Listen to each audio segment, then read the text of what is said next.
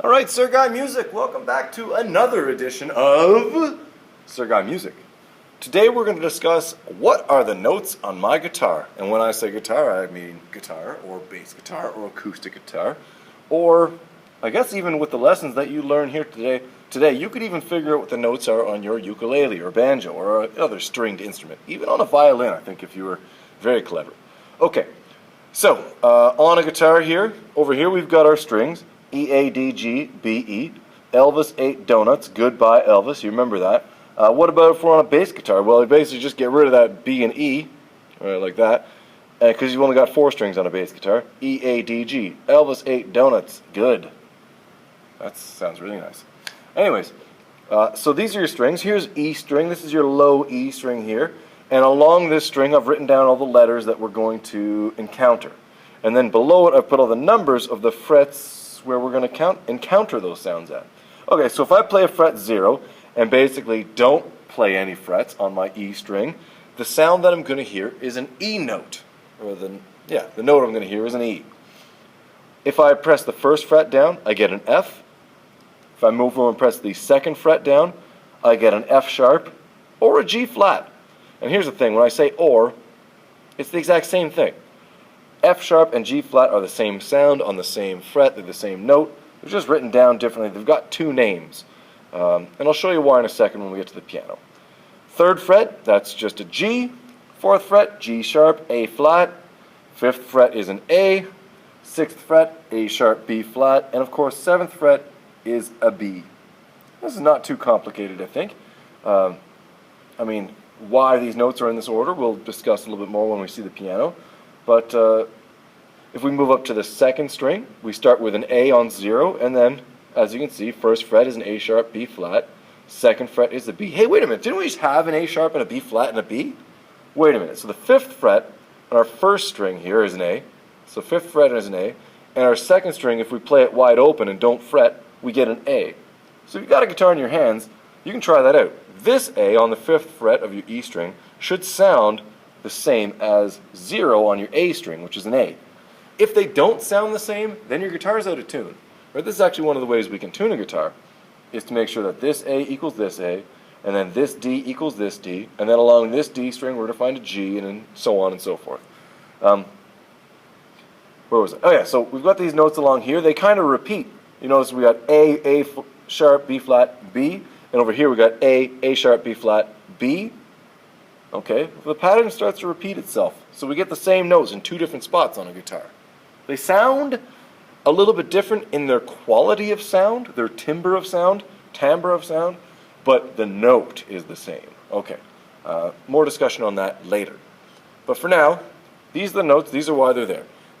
Let's take a look first at a guitar, and then second at a piano.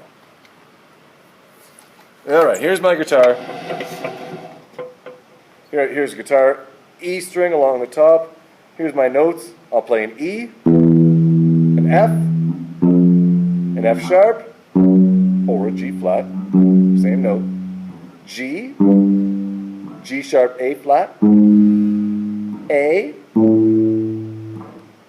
A sharp or B flat, and a B. Now listen when we talk about this A should equal this A. Same note, same pitch, but a different quality, right? Let me hear. They both sound like ba, ba, but one sounds more like ba, and the other sounds more like ah. You know what I mean? They're in tune, but anyways.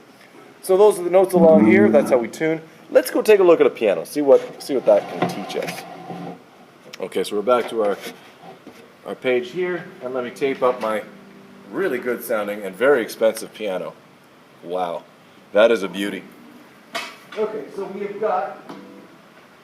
we've got our notes here, and we started from an E, I guess, on our 1st string on a guitar. It went E on a 0, then F on fret 1, F sharp, G flat on fret 2, G on fret 3, G sharp, A flat on fret 4, A on fret 5, A sharp, B flat on fret 6, and B on fret 7.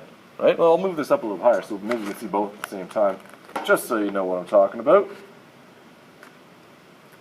Right, you remember this? Okay, so E, F, all the way up here. If we start from this E and go all the way up, we get the same notes. Okay? So on a piano, those weird notes that have two names, a G flat, F sharp, those are all the black notes. Right? They make things more confusing. It's too bad notes weren't all just named A, B, C, D, E, F, G, and then start again A, B, C, D, E, F, G, on and on and on until you run out of piano. It's too bad they don't work like that. They had to throw in all these other these double or sharps and flats, I should say, and they put them on black keys, and I don't know why. And they've got two names, and it's kind of, well, it makes things a little bit more confusing. But music wouldn't sound right without the black keys, so let's keep them. That's about all I think I need to explain about what the notes are on your guitar. If you know, I'm going to move this up a little bit higher again. Come on now. If you know that your string is a D, right? Okay, so here's our D. If we play the first fret, we go up one note on the piano. So we're playing a D sharp, E flat. So that's fret 1 on a D string. Fret 2 would be, now we're on an E, right? Fret 3 is an F. Fret 4 on that crazy D string is F sharp, G flat. Okay, so now you can figure out the rest of that D string, and the rest of that G string, and the rest of that B string, and the rest of that other E string, which coincidentally, that other E string is the exact same as this bottom E string. So it's not very hard to figure out. But let's say you're playing on a ukulele. Well, the ukulele has a C string on it. Can you figure that out? You should be able to after this explanation. Okay, thanks for watching, and carry on.